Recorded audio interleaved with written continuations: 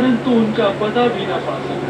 मित्र पर्वत, उद्देश्य प्राप्ति के लिए सच्ची भक्ति भावना का होना आवश्यक होता है। अर्थात मेरी भक्ति भावना सच्ची नहीं है।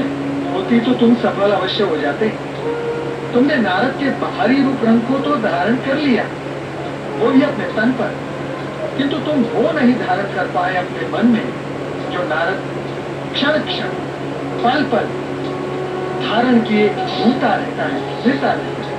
वो क्या है जो मन में धारण करना होता है? निष्ठा, भक्ति, परमार्थ, लोक कल्याण की भावना, पर पीड़ा, क्या ये सब तुम्हारे मन में है? तुम्हारा मौन इस सत्य का प्रमाण है पर्वत कि तुम आंतरिक सुचिता के आधार पर नहीं, बाहरी आडंबर के आधार पर उपलब्धियां प्राप्त करना चाहते हो। प्राणी दूसरों का रूप धारण करके उसके अनुरूप तो नहीं हो सकता। तो तुम ही बताओ कि मुझे तुम्हारे जैसी सिद्धियां कैसे प्राप्त हो सकती हैं? मैं चाहता हूं कि मुझे ब्रह्मा, विष्णु, महेश के दर्शनों की शक्ति प्राप्त हो और तीनों लोकों में गमन करने की सुविधा भी प्राप्त हो।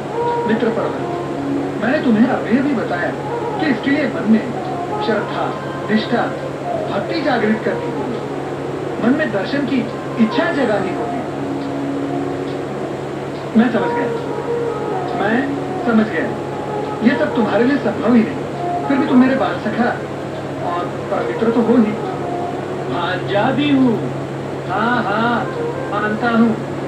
और इसीलिए ब्रह्मलोक जाकर परमपिता ब्रह्मा जी से मैं तुम्हारी प्रार्थना करूंगा और उनसे कहूंगा कि अपने नाती, मेरे भांजे, अपने परम भक्त पर्वत पर कृपा करें, उसे एक बार दर्शन देकर वरदान दें और उसका जीवन सफल करें।